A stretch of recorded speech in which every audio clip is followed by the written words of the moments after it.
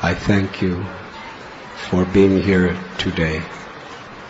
Our beloved acharyas often quote a verse from Srimad Bhagavatam, Savai Pungsang Parodharamo Yato Bhakti.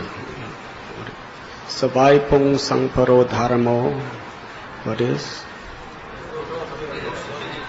Ahoitaki apratihata yegatma suprasidati. That the supreme occupation for all humanity is to engage in the loving service of the Lord.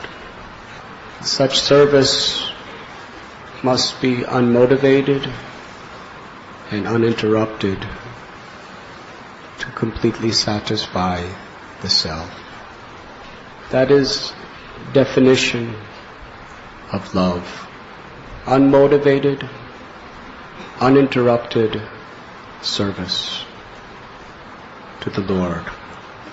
That is the constitutional nature of the soul. It is our nitya dharma, our eternal occupation.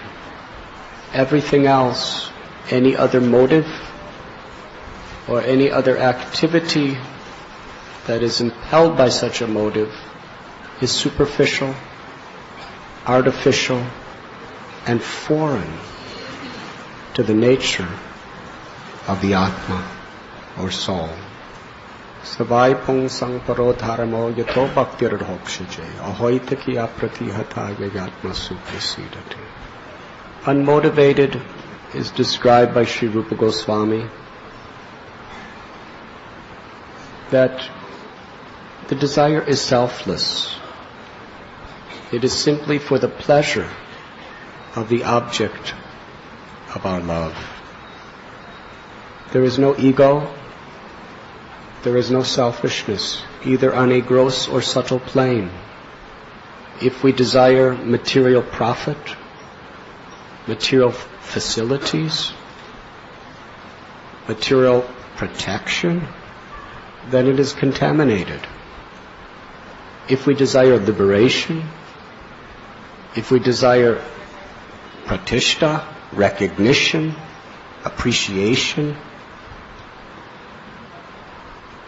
fame, if we desire mystic powers, then it is not actually spiritual. Today, because it is Kali Yuga, people have very cheap conceptions of what is spiritual. If someone could look at your palm and tell you what's going to happen tomorrow, that is spiritual. If someone can perform actual magic tricks, reading your mind, controlling your mind, changing one's form, producing various objects simply by the chanting of mantra, this is considered spiritual. If a person is able to resist so many temptations, that is also considered spiritual. But actual spiritual means the inherent quality or nature of the soul. Because the material world is matter. It is the Maya Shakti, the illusory potency of the Lord. What is spiritual is actually what is in harmony with the eternal nature of the soul and God. So it is actually prem. It is actually love that is spiritual. And the nature of the soul is to serve with love, the Supreme Personality of Godhead. Therefore, bhakti, or devotional service, is a true spiritual path. Because even from the most beginning stages of a neophyte, new devotee, who really doesn't know much of anything, is taught that you're the eternal servant of the Lord and how to please the Lord. To strive to purify one's heart is devotional service. It is pleasing to the Lord. So that is unmotivated. No desire for liberation, for material enjoyment, gross or subtle, or mystic cities. But in order for the soul to be satisfied, our service must also be uninterrupted. That means there is no circumstance, no material condition that will ever disturb our enthusiasm to please Krishna. Because bhakti is on a transcendental platform. As our heart becomes purified, there actually is nothing that can disturb our service to the Lord. Just like that one scholar asked Srila Prabhupada, Gita matras parashasta konteya sitosna shuka dukata agama payano nityastham statikshasva bharata. Krishna tells Arjuna that the non-permanent appearance of happiness and distress and all of these dualities are like the appearance and disappearance of the winter and summer seasons. They arise from sense perception, O scion of Bharat, and one should learn to tolerate them without being disturbed. And Arjuna heard those teachings, and he realized those teachings, and put them into practice in his life. But just a few days later, his son, Abhimanyu, was killed. He was crying. He was very disturbed. And Subhadra, who happens to be Krishna's own sister, the Yogamaya potency of the Lord, was also crying because her son was dead. So this scholar asked, if he's not supposed to be disturbed, why was he disturbed? And Prabhupada explained, in the nature of affection and loving relationships with family members and so forth, separation from a great Vaishnav like Abhimanyu is very disturbing. It's natural for a father to feel that affection for a child. But the fact was, he continued his service with the same and even more enthusiasm even after this happened. Because his enthusiasm, his desire, and the execution of his service was not disturbed. Therefore, he was not actually disturbed. Because Krishna is bhavagrahi. Krishna accepts the devotional sentiment which is within the heart of a devotee. Krishna accepts the purpose and intent in which something is offered. He does not need the thing that you offer. Krishna is living eternally in Chintamani Dham, where everything is Satchidananda, eternal, full of knowledge, full of bliss. Everything is fully conscious. There's no matter. Nothing is temporary. That is the spiritual world. What does Krishna need of us in this material world? He's living with unlimited gopas and gopis whose bodies are eternal, full of knowledge, full of bliss, eternally youthful. What does he need our bodies? They're subjected to disease. You need some external light just to see them. In the spiritual world, Gita tells there's no need for sun or moon. Everything is self-effulgent. The bodies and the gopas and the gopis, they all effulgent. There's no suns or moons. And even if there is, there's no need for them. And they're made out of spiritual nectar. They don't bleed and get diseased and smell horrible in certain situations. What does Krishna need our body? What does Krishna need our efforts? And what do we offer him? Just some mundane things. But whatever we offer, if it is with an intent to please him, to serve him, patram pushpam palam toyam yome bhakti prayachit taraham bhaktisna ashnami bhayaratmana. Krishna tells in Gita, even a leaf of flower, fruit, or water, if it is offered with devotion, I will accept. Krishna accepts our devotion. Krishna is pleased by our attitude. And actually, even in this world, in matters of love, it is the attitude that actually attracts a person's heart. But in devotional service, Krishna, who is seated within the heart, who knows perfectly our every motivation, he is accepting that. And actually, there is no material condition that could disturb a pure devotee's sincere desire to please the Lord. Therefore, ahoitiki apradihata.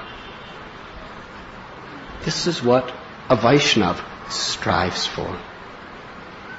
Just like Rupa Goswami explains in Bhakti Rasamrita Sindhu, or the Nectar of Devotion, about a very simple and humble South Indian Brahmin from Pratishtanapur. He was very poor. He had no wealth. Even though he may have tried, it just never came. But he was not unhappy by his poverty-stricken condition. He was thinking, it must be due to my previous bad activities that I am so poor. And also, it is the will of the Lord. Therefore, he was never complaining. He was never unhappy. Actually, this is a wonderful thing. Unhappiness is not your condition. And happiness is not your condition. Unhappiness or happiness is how you perceive things, how you interpret the situation that you're in. Is it not? Someone can give you a wonderful gift, and you could be miserable. Yes? Have you ever done that? Doesn't matter. We've seen people who are extraordinarily wealthy, but there's no peace of mind, there's no satisfaction of heart. It's just a passion for more and more and more. And someone else, even if they're dying, even if everything's taken away, even if the whole world is condemning them, they're happy. Why? Tatenukam pansu samikshamano. They're seeing Krishna. I just want to serve you and please you. Whatever's happening, let it be. But I have your name. I have your name. And somehow I'm getting enough prasad to survive, which is more than I deserve. I'm happy. A grateful heart can be happy. An ungrateful heart can never be happy. Because an ungrateful heart always wants something more from everyone. An ungrateful heart always wants something more from everyone, from God, and from the environment. Yes? In whatever situation, they naturally perceive what's wrong. But a grateful heart considers, I do not deserve anything but the worst. If I even get some little drop of appreciation, some little drop of facility to walk or to talk, I'm grateful.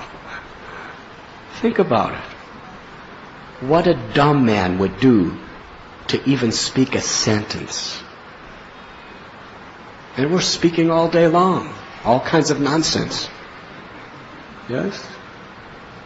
Shamsundar Prabhu, please come. Please, please. Okay. A deaf person, what they would give to hear a Srimad Bhagavatam Katha, if they're devotee. What they would give. How grateful they would be. They were hearing kathas and falling asleep, thinking, when would it end? When will prasad come? A person who's lame, how grateful would they be if they could walk if they could run, if they could dance before the deities. And we're dancing and dancing and dancing. And we're thinking about all our troubles and problems in life. Yes. Sometimes I get asthma. And you can't breathe. And then you start really thinking, how grateful, how grateful. Give the whole world just for a breath. Yes? More valuable than all things in the entire Indra cannot give you the wealth that would equal to being able to breathe. This is the unfortunate situation of life in the conditioned state. We usually do not appreciate something unless we don't have it. And when we do have, we're always thinking about what we don't have. Yes? Of course, that's a good way to make a lot of money. It's a good way to go up in the ladder of politics. You always want something greater. But you can never be satisfied. But in Krishna consciousness, we're willing to work with dynamic energy, not because we want more for ourselves, but we want to do more service for God.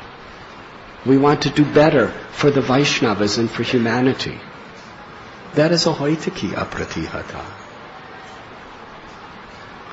So when we are actually grateful, we can actually feel happiness. And gratitude is a matter of perception. Two people see the same thing. Sri Caitanya Mahaprabhu, he would see a tree and think of Vrindavan and fall unconscious in ecstasy. He would see the ocean and think of Yamuna and jump in ecstatic love, manifesting all the Ashtasattvika Bhava, the 8 symptoms of ecstatic love. He would see a sand dune, just a hill, and think it's Govardhan, in ecstatic love. Yes? We're seeing trees. Here in Bombay, we're seeing ocean. We're seeing sand. And what happens to our heart? We're thinking, traffic, so horrible traffic. The ocean's there. We're not thinking Jamuna in ecstasy. We're thinking, why is this person in front of me so slow?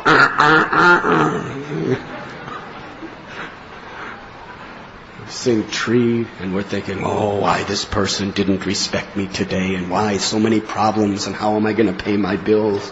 We're not thinking of the Kadamba and Tamal trees of Vrindavan. So happiness is perception. What we remember. So Krishna tells us, always remember me and never forget me. That's the way to be happy.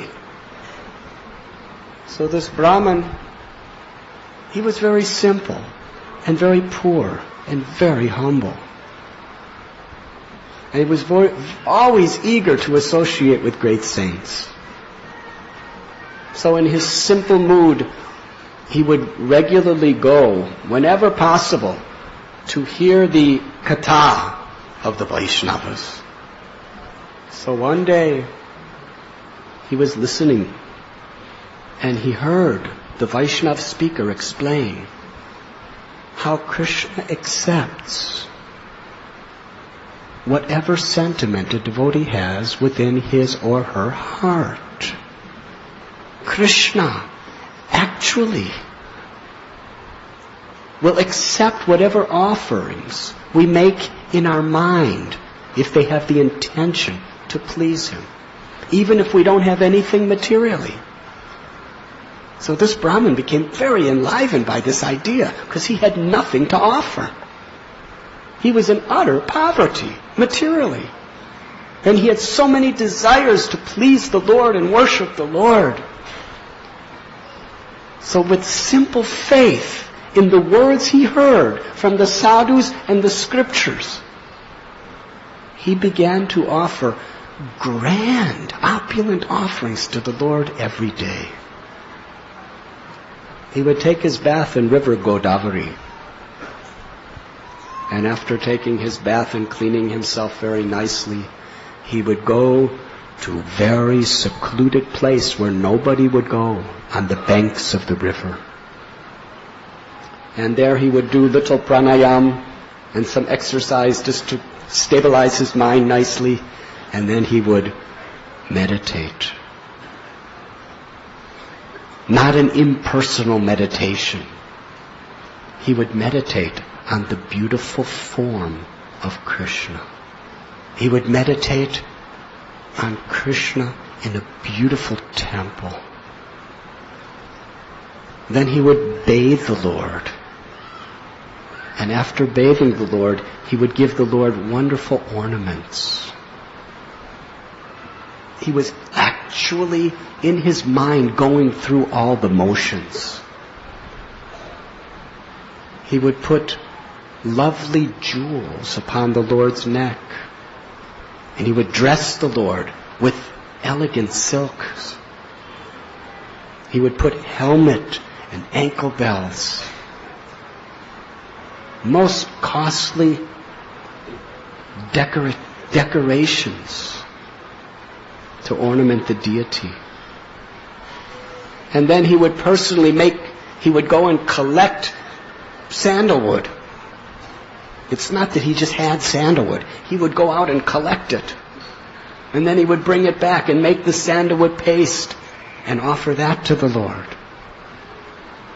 Then he would go out into the forests in his meditation and collect very fragrant, splendid flowers with his hands, one at a time, and put them in a basket and make garlands and put those garlands on the Lord. And then he had golden and silver pots. And he would take water, the purified water of the river Godavari, and offer it to the Lord. And then in silver and golden pots he would go to the river Ganges, Yamuna, Kaveri, Narmada, and collect those waters and bring them back and offer them to the Lord. And he would sing before the Lord beautiful songs of love. He did this every single day for years and years and years. He had nothing, but he would offer Krishna everything.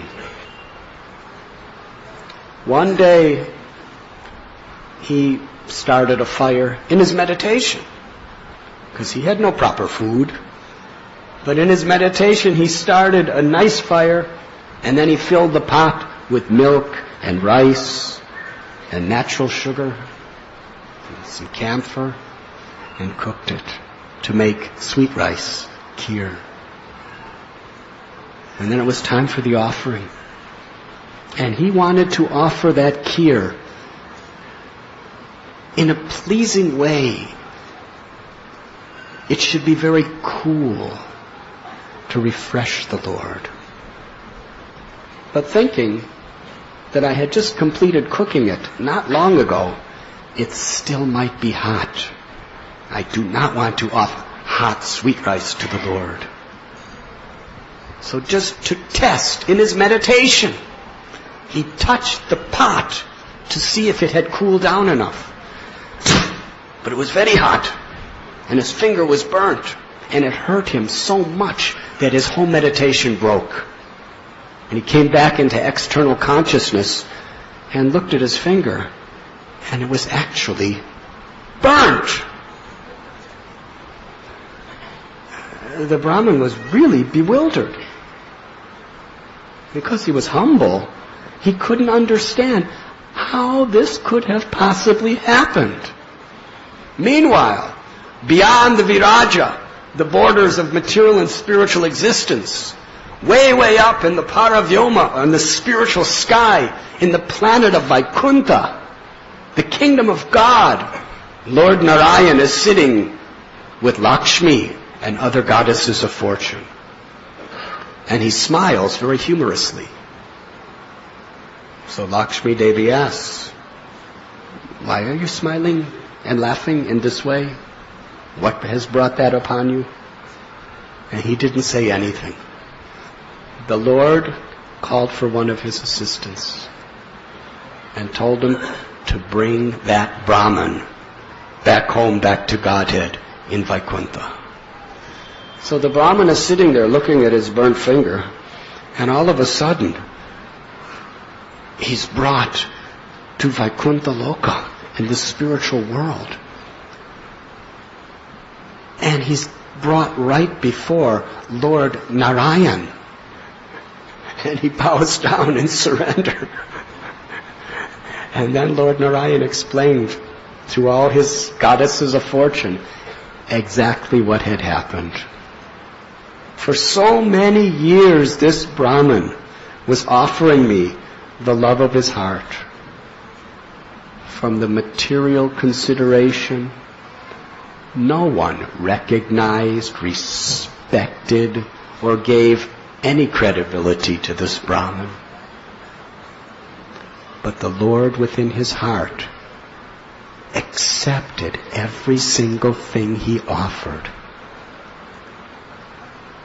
Because in this world, if you offer Krishna a roti, what is a roti?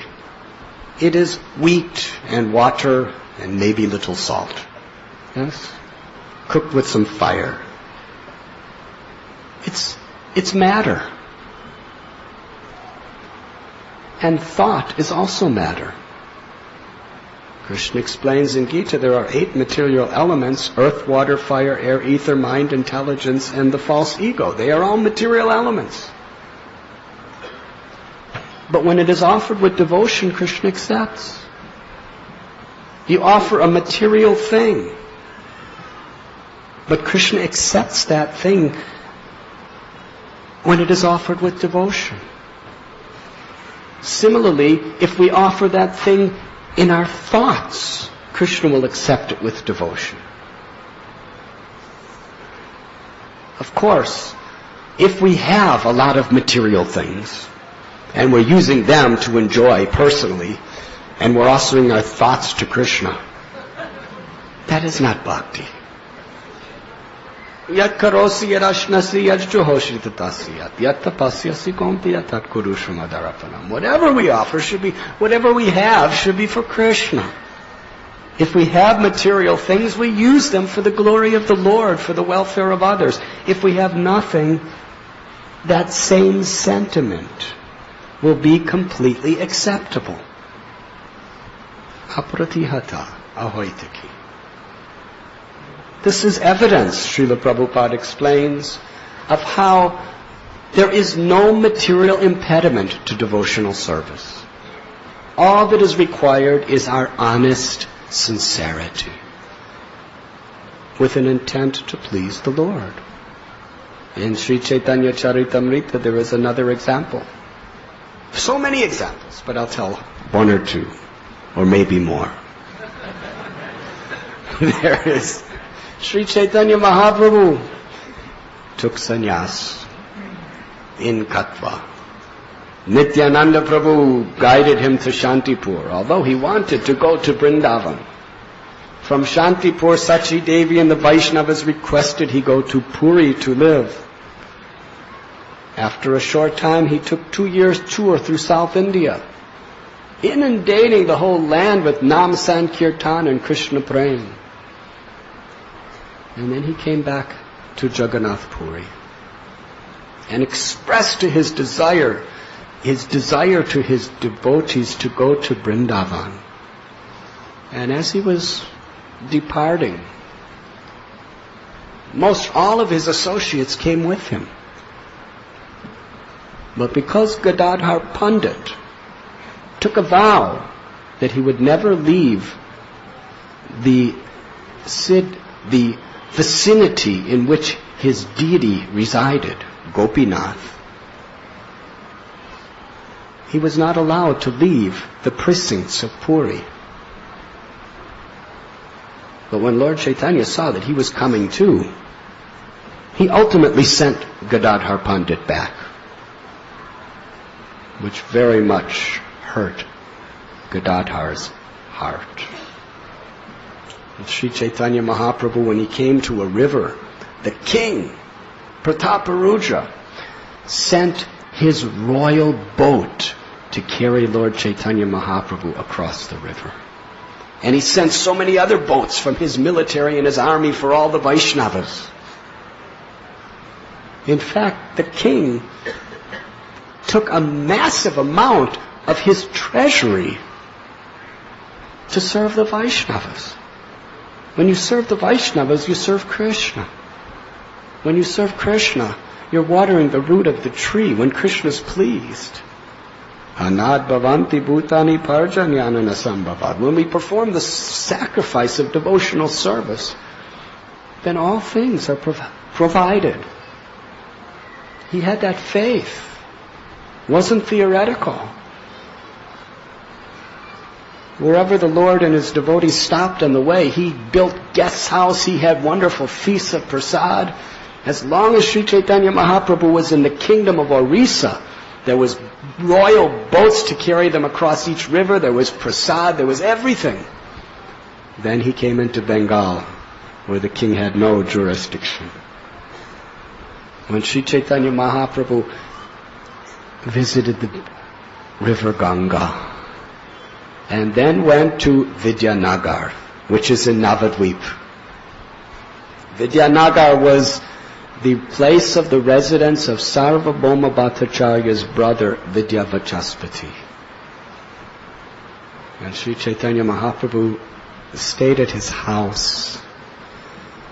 And while there, hundreds and thousands of people were coming to see the Lord. It was a wonderful scene. Hundreds and thousands of people were coming just for the darshan of the Lord. And the Lord would not come out. They were just chanting and chanting and chanting, and finally when the Lord came out, they went mad in devotional sentiments. Sri Chaitanya Mahaprabhu just raised his arms and told everyone to chant the holy name.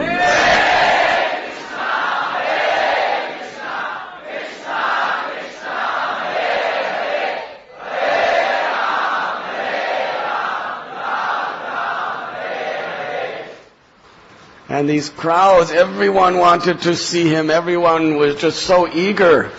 But the crowds were becoming bigger and bigger and bigger and bigger. Actually, it describes when these people of Navadvip heard that Sri Chaitanya Mahaprabhu had come back after taking sannyas, they were just running. Thousands and thousands, right? They were running through the forest. And by the time they got to the river, there was all these paths in the forest, just by their trampling. And when they came to the rivers, there were hundreds and thousands of people, and only a few boats. A boat that usually only holds about 50 or 60 people, thousands of people were crowded into it.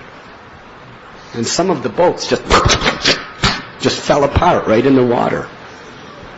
So what to do? That wasn't going to stop them. Now in India, very few people know how to swim. How many people here today know proper swimming, where you can actually be in water and not drown? How many people do not know swimming?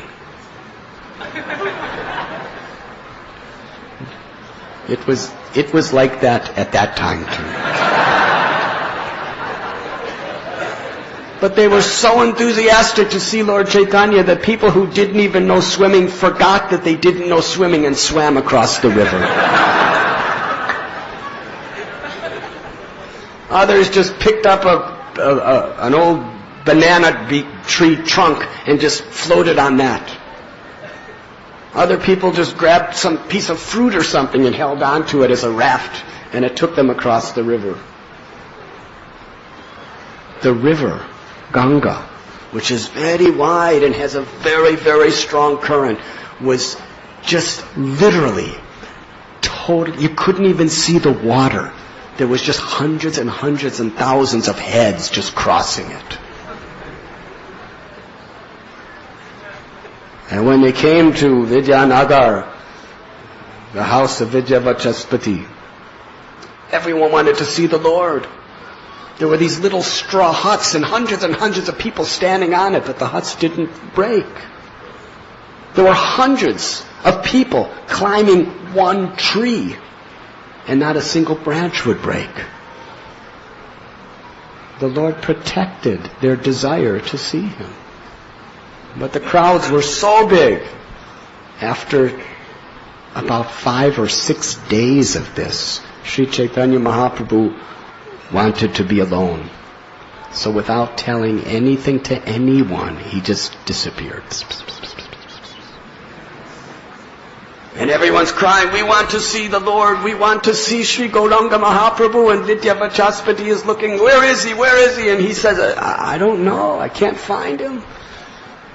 And then they started chastising him. He said, you call yourself a sadhu.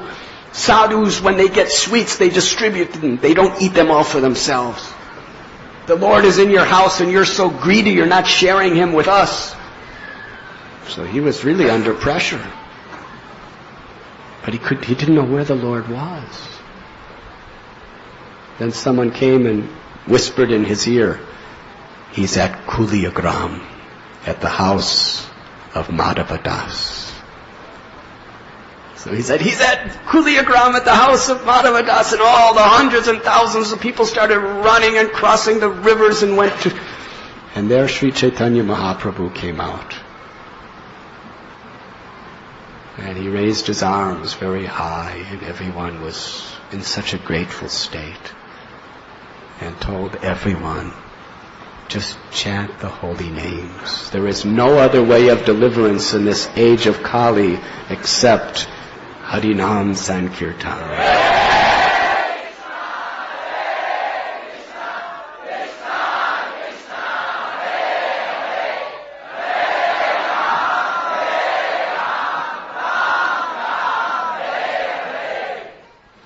In Kulia, which is a beautiful little village on bank of Ganga in Navadvip Dham, the most sinful offenders of the Lord and His devotees came to take shelter of Lord Chaitanya. Gopal Chapala, who with a heart overflowing with wicked and cruel envy, tried to destroy Srivas Thakur's life. And because of that offense, he was suffering horribly from leprosy. He came before Lord Chaitanya in a humble state. And Sri Chaitanya Mahaprabhu not only relieved him of his leprosy, but he gave him Krishna Prem, the ultimate perfection of life. Devananda Pandit, who was very austere and very deeply learned, but had made a very terrible offense against Srivas Thakur, and always misinterpreted the Srimad Bhagavatam when he taught it to others. He came before Lord Chaitanya in a humble state of mind, begged forgiveness from Srivas, and Sri Chaitanya Mahaprabhu immediately in Kuliagram gave him ecstatic love of Krishna, eternal entrance into his abode. Yes, in Kuliagram, Lord Chaitanya Mahaprabhu, people who blasphemed and sinned against him and his devotees, the most wicked and fallen people, by the hundreds and thousands, he was giving them all love of God. That is the power of the Lord. And then the Lord departed from Kulia to Vrindavan. Now we will start today's lecture.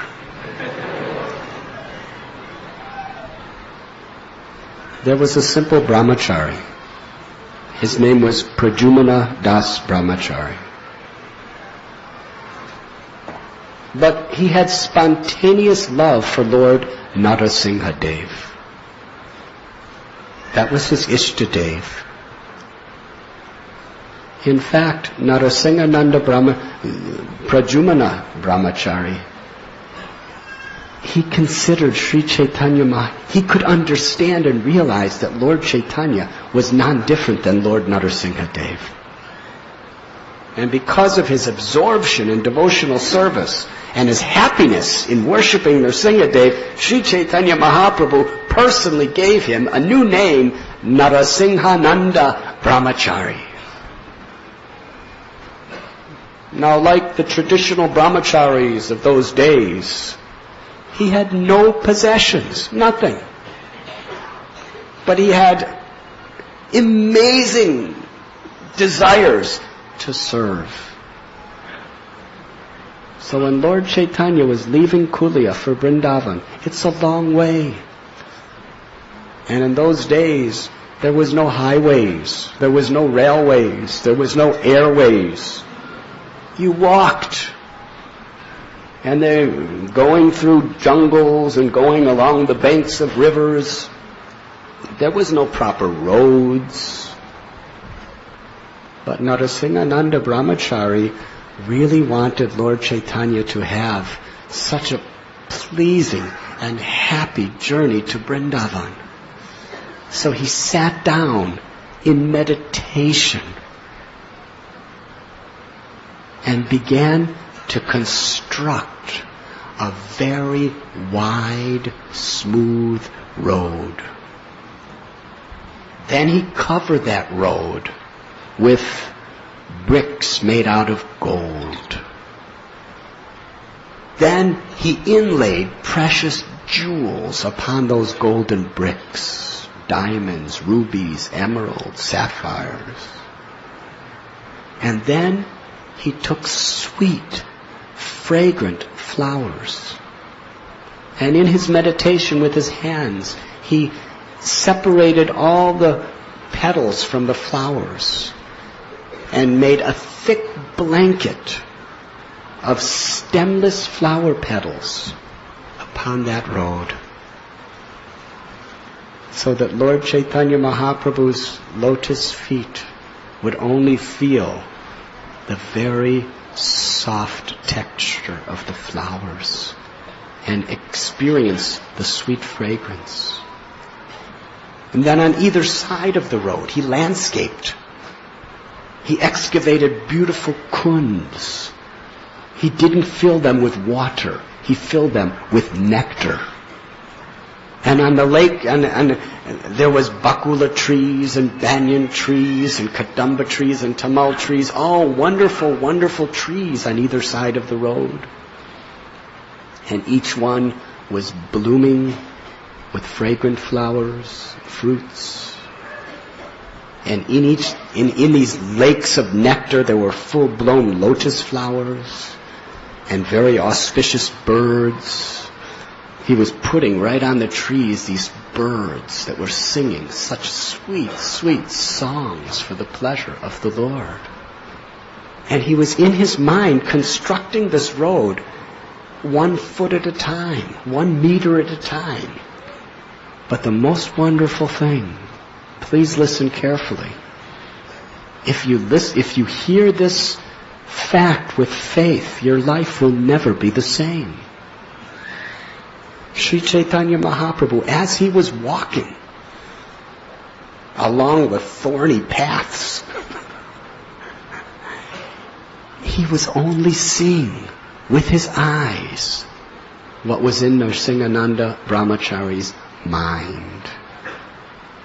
He was seeing this bejeweled road covered with flower petals. He was seeing the lakes and the trees and hearing the birds that were simply in the heart of Narasimhananda Brahmacari. But Mahaprabhu was seeing it with his eyes.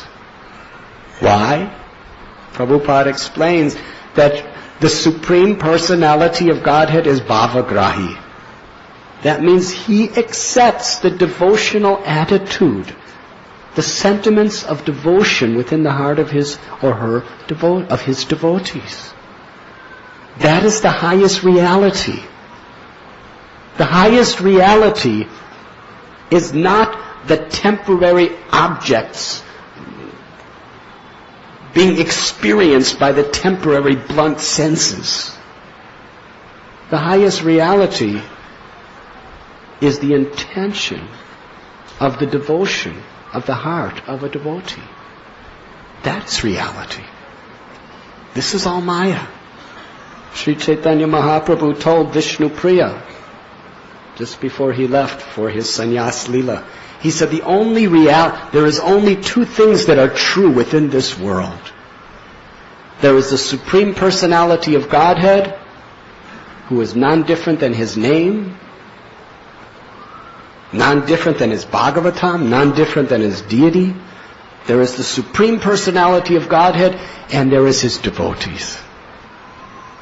And what is a devotee? One who has bhakti, one who has devotion. That exchange of devotion, of love, that is reciprocated between the Lord and his devotee is the only supreme eternal truth. Everything else is illusory. This is what it means when it says that the Lord is bhavagrahi. He is the absolute truth who only accepts truth. So yes, Sri Chaitanya Mahaprabhu was seeing the splendid devotional service. It would have cost billions of rupees to make a road like that. Yes?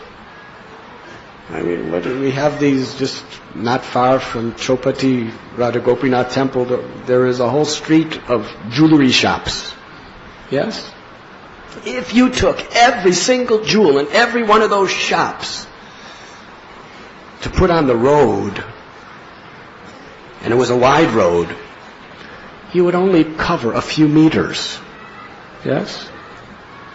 And Narasimhananda Brahmacari was hundreds of miles. Haribo. We're speaking about an offering of billions of rupees. Crores and crores and crores of rupees. And gold bricks and nectarine lakes. But he was in poverty. He just lived in a little straw hut and went out and did Brahmacari, begged for a little rice every day. But the reality is that the Lord accepted his devotion. Sri Chaitanya Mahaprabhu came to Ramkeli with all these hundreds and thousands. By this time there were millions of devotees.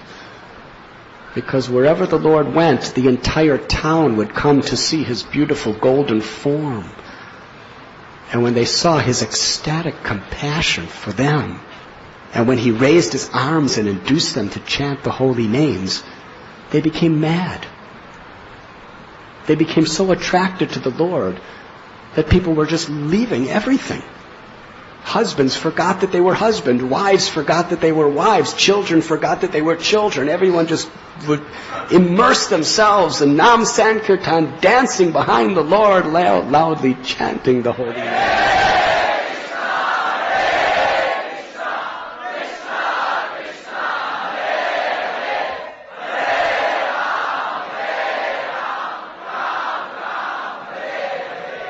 When they came to Ramkeli, which was the place of the Nawab Hussain Shah, who hated Hindus and outlawed all public demonstration of Hindu religion, went right into his capital, where his house was. And Sri Chaitanya Mahaprabhu, he's the king of all kings. He doesn't have to worry anything. And a devotee who depends on the mercy of the Lord doesn't have to worry either. So they all came dancing. It was tumultuous. Can you imagine millions of people at a time loudly chanting in ecstasy? Cannot imagine. And the king was hearing this. What is this? He sent one of his assistants, tell me what this is. They told him, never seen anything like this. This man, this Chaitanya Mahaprabhu, he has a beautiful golden complexion. He has lovely lotus-like eyes. He has long arms that extend beneath his knees. His nose is like a sesame flower. His lips are like freshly cut bimba fruit. His teeth are like rows of pearls. His neck is like a lion. His gait is like an elephant. There's constant streams of tears which are flowing like rivers from his eyes in ecstatic love. His hairs are standing on end. Sometimes he leaps to the air, and in ecstasy he falls unconscious and falls to the ground, and the stones break. But yet he's not harmed. I've never seen such love. I've never seen such devotion. And besides that, there are millions of people who are mad after him, following him, giving up everything for his association. Yes, we have had many saints come to our town, but no one is like this. The Nawab Hussain Shah didn't even see the Lord. Just by hearing about him, faith awakened in his heart. He asked another one of his assistants, "Have you seen anything?" This particular assistant was actually a devotee. So he wanted to protect the Lord from the king's wrath. He said, "Yes, don't believe all these rumors. Everyone exaggerates." He said, "He's just a simple sannyasi with a few followers doing some Brahmacari. No, nothing to think about." And the king, when he heard this, "How could you blaspheme the Supreme Personality of Godhead in this way, calling him just a simple sannyasi just with a few followers? I understand that he is the Supreme Lord." How do I understand? Because for me to get anyone to follow me, I have to pay them a lot, or else I have to terrify them with threats. But without giving any charity, without giving anything, this person has millions of people surrendering their lives unconditionally to him. Therefore, I can understand he is the Supreme Lord. Don't ever say he's just a penniless, insignificant sannyasi. I declare it today that Sri Caitanya Mahaprabhu, he can perform Harinam Sankirtan in the streets of Brahmacari or anywhere in my kingdom with full facility and all encouragement. That is the law that I make today. Hare Krishna. That night, Rupa and Sanatan Goswamis came to meet Lord Chaitanya. And that most historical exchange of love and humility was revealed at that time. Rupa and Sanatan, they were the prime minister and home minister of the entire kingdom. They had fabulous wealth, prestige, knowledge, youth, beauty, everything. But they approached the Lord as the most sinful, the most fallen, the most desperate. They begged the Lord for mercy. And because of the genuine and honest humility of these two brothers, Lord Chaitanya placed his head on their feet, embraced them, and accepted them as his own, and empowered them to perform the supreme welfare work for all of humanity, to spread the glories of pure unalloyed bhakti. This most intimate and important of all exchanges took place in Ramkeli. Afterward, Rupa and Sanatan Goswami told Lord Chaitanya that perhaps he should not go to Vrindavan with hundreds and thousands and millions of people. Vrindavan is a solitary place. It will be too disturbing to go with so many. Just go alone or with one other. Lord Chaitanya, after giving his blessings to Rupa and Sanatan Goswamis, continued to Vrindavan until he came to Kanai Natashala. Kanai Natashala is across the Ganges, a little ways from Ramkeli in the state of Bihar. It is considered to be just like Vrindavan. In Kanai Natashala, Sri Chaitanya Mahaprabhu was performing Sankirtan. And they had their wonderful, wonderful collection of paintings of Krishna and his Leelas. And people would gather there to look at these paintings and to speak the glories of Krishna's teachings, his pastimes, and perform Nam Sankirtan. And one day, after taking his bath in the river Ganges, Lord Chaitanya Mahaprabhu really astonished all his devotees. He turned to them and said, "We will return to Puri." He was thinking in his mind that what Sanatana Goswami was saying is correct. So he went back to Puri. The amazing thing is this. Narasimhananda Brahmacari, he was back in Navadvip Dham. Just from Kulia, he was just paving the road. He was just building and constructing this incredible road for the Lord to enjoy on his way. And before Lord Chaitanya even made this declaration to return to Puri, Narasimhananda Brahmacari, in his meditation, tried with all of his mental devotional powers to continue the road. As I was saying, he was just constructing it meter after meter after meter. And he couldn't get behind Kanai Natashala. He tried and he tried and he tried, but he couldn't make that road go beyond Kanai Natashala. So he came out of his meditation and declared to all the Vaishnavas, Lord Chaitanya is not going to Vrindavan. He'll go to Kanai Natashala and then he will come back to Puri. And devotees, what? For years he wanted to go to Vrindavan. Why will he not go to Vrindavan? This is the power of how the Lord reciprocated with the love of his devotee. And when he returned to Puri, he told the devotees, Krishna would not allow me to go to Vrindavan because I caused pain to Gadadhar Pandit's heart. If you hurt a Vaishnav, you cannot enter into Vrindavan. You will not have the favor of Krishna in the true and spiritual sense. He said, I will not go to Vrindavan unless Gadadhar Pandit gives me his blessings from his heart. And Gadadhar Pandit gave his blessings. But he had a condition, unconditional condition. Just come to my house and let me feed you prasad, then I'll give you all blessings. And he came. And he cooked like nectar.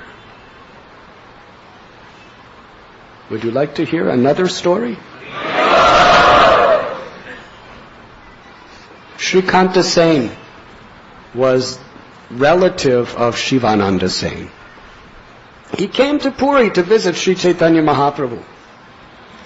And Lord Chaitanya really stunned everyone. He told Srikanta Sen, go back to Bengal and tell Shivananda Sen and all the devotees they should not come to Puri this year. Every year Shivananda Sen would bring hundreds of devotees from Bengal to Puri to meet Lord Chaitanya, to celebrate Ratha Yatra and remain with him for 4 months. Said, do not come to Puri because I will come to Bengal to visit your home, Shivananda Sen, in Kumarahata during the month of Paush. Oh, when they got that news from Srikanta Sen, they were so happy. They were just anticipating, looking forward for that month to come where Sri Chaitanya Mahaprabhu was going to come and bless their homes and bless their village and give his darshan. They were so much looking forward. The month of Paush came. Each day they were expecting the Lord to appear. But there was no sign. In those days, there was no internet to ask, where is Lord Chaitanya today? There wasn't a website showing where he was each day. There was no telephones, there was no telex, there was no radios or... The only communication really was, if the Lord comes, we know he's here. So they were waiting and waiting and waiting, and the day after day passed. And there was only a few days left in the month, and the Lord had not come. Shivananda Sain was then living together with Jagadananda Pandit, and they became very, very depressed. Not depressed, but despondent. There's a difference. They were very despondent because the Lord had not come. They were just weeping and crying in separation from the Lord, anticipating His arrival, and He didn't come. So at that time, who do you think arrived at Shivananda Sain's house? Narasimhananda Brahmacari. Shall I continue? He saw Shivananda Sain, Jagadananda Pandit, and the other devotees. They were really, really sad. He said, "What's wrong?" And they explained, "We didn't go to Puri this year because the Lord said He was going to come in the month of Paush, and it's practically a few days left in the month, and He has not come." And Narasimhananda Brahmacari said, He's coming, He's coming. I will bring Him here. I have that power. I will bring Him here within 3 days. Just wait and see. They knew Narasimhananda Brahmacari's power of devotion. So Jagadananda Pandit and Shivananda Sain became very happy. They had faith. So you know what Narasimhananda Brahmacari did? He sat in meditation, bringing the Lord.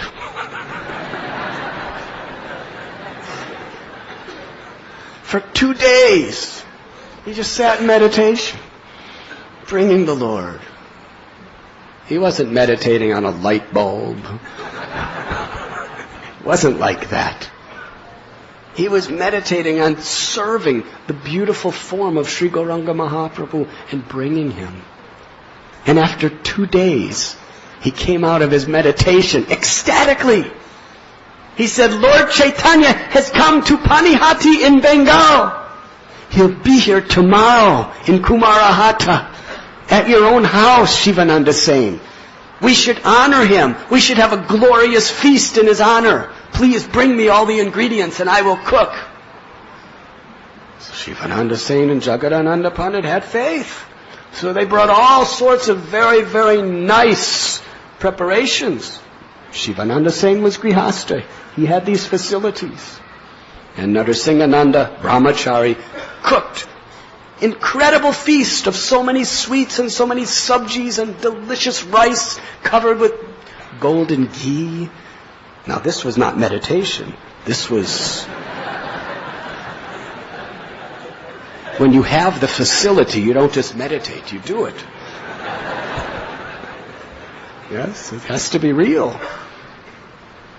So he made this incredible feast, and he brought it into the altar room, and everyone was outside. And Narasimhananda Brahmacari made 3 plates. One for the deity of Lord Jagannath, one for Sri Caitanya Mahaprabhu, and one for his worshipable Ishtadev, Sri Narasimhadev. And he offered fantastic place of feast of bhoga to each of the deities. And then he sat in meditation and asked Lord Caitanya, Jagannath, and Narasimhadev to accept his humble offering. And while he was sitting on the altar, right before his eyes, Sri Caitanya Mahaprabhu in his physical form appeared and ate everything on his plate. And he liked it so much, he ate everything on Jagannath's plate. And he liked it so much, he went and started eating everything off Narasimhadev's plate. And Narasimhananda Brahmacari started crying out, "Alas, alas! My Lord, what are you doing? I know you're not different than Jagannath, but you're eating everything from Lord Narasimhadev's plate. Today, Lord Narasimha will have to fast because you ate everything from his plate." And he began to cry in this way. And as he was crying in this way, not crying tears, but just crying in an astonishment, actually he was very pleased. He was totally happy. But just for the Lord's pleasure, he was saying these things. So Shivananda Sain, Jagadananda Pandit came running. What's happening? What's happening? He said, the Lord has come. He said, I'll tell you exactly what happened. Lord Caitanya came here exactly according to his promise. And he ate the whole feast. Look, there's nothing on the plates. Then he ate everything on Jagannath's plate. Then he ate everything on Narasimhananda's plate. And I'm a devotee of Narasimhananda. I have vowed to prepare something every day. Now my Lord is fasting. Please bring more ingredients. I have to cook another feast. They were very astonished. They actually did not know what to think. So they brought more ingredients. And Narasimhananda Brahmacari made another feast and offered it to Lord Narasimhananda. And he explained to the devotees that Lord Caitanya came here, he accepted all of our prasad, and then he returned to Panihati, and then returned to Puri again. He returned to Puri, yes, he's already returned to Puri. The next year, they all went to Jagannath Puri. And one day, spontaneously, Sri Chaitanya Mahaprabhu began to glorify Narasimhananda Brahmacari right in the presence of all the other devotees, including Shivananda Sain and Jagadananda Pandit. And he said, last year, in the month of Paush, I came to Kumarahata, to the house of Shivananda Sain, where Narasimhananda Brahmacari cooked me a wonderful feast with so many sweets and subjis, and he was describing it so nicely. And I was so happy. Such food, it tasted like nectar. Then Shivananda Sain understood the power of Narasimhananda Brahmacari's love.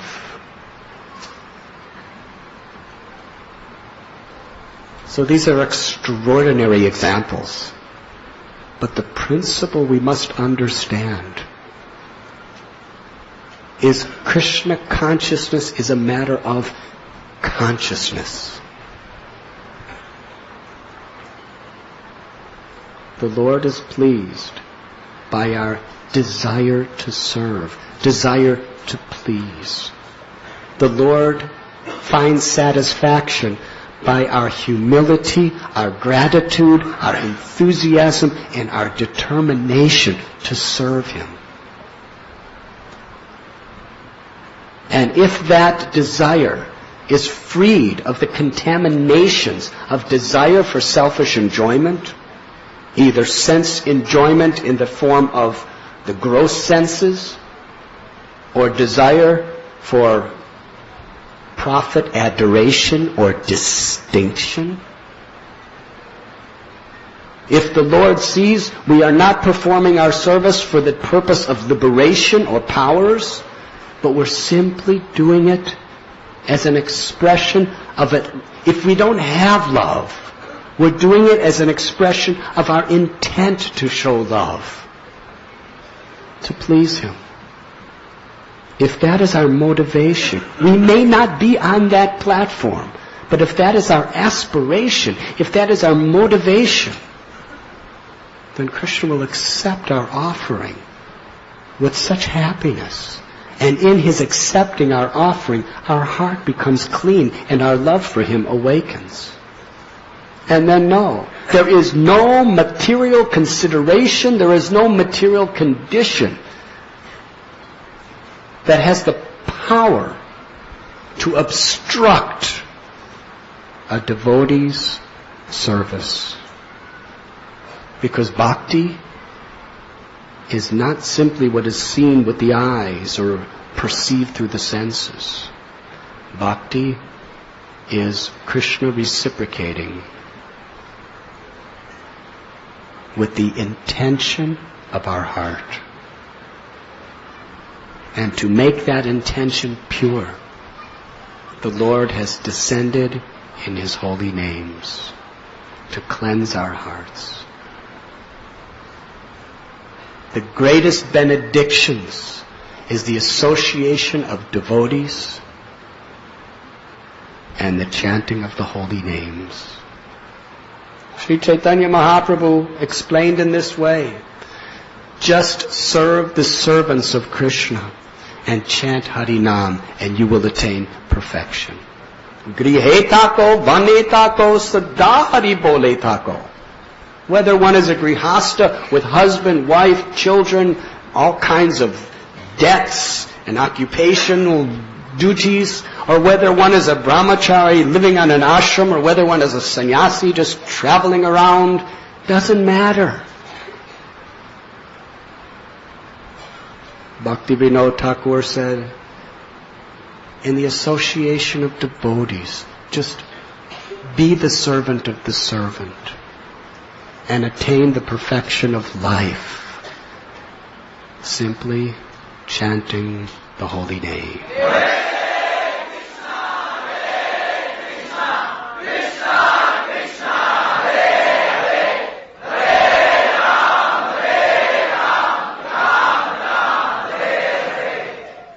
Srila Prabhupada ki jai, Shri Gauranga Mahaprabhu ki jai, Ananti Koti Vaishnava Vrinda ki jai.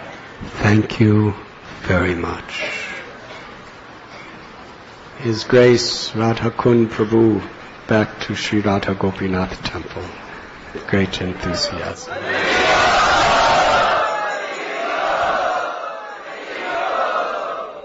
My very, very dear God brother. Can we give microphone? Hare Krishna. Hare Krishna.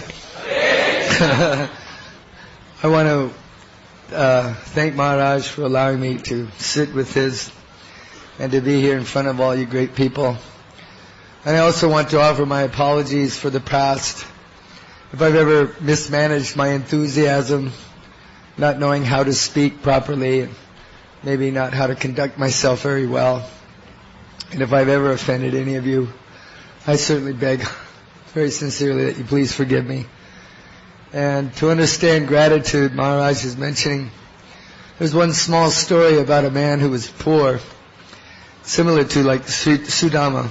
And he had one crow friend who had mystic power. And he came to his friend, the Brahmin, and he asked his Brahmin friend, so how are things?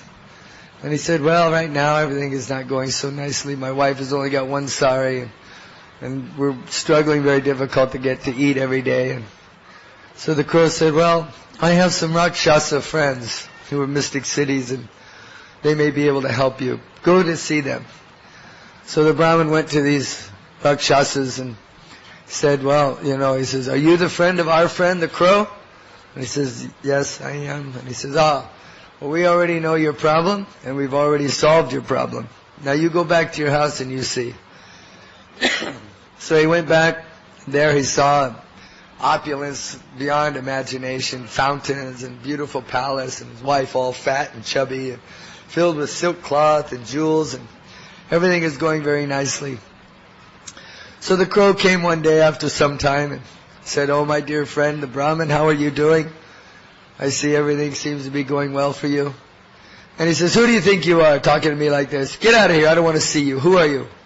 He says, wait a second, what are you talking about? It's because of me you have all these things.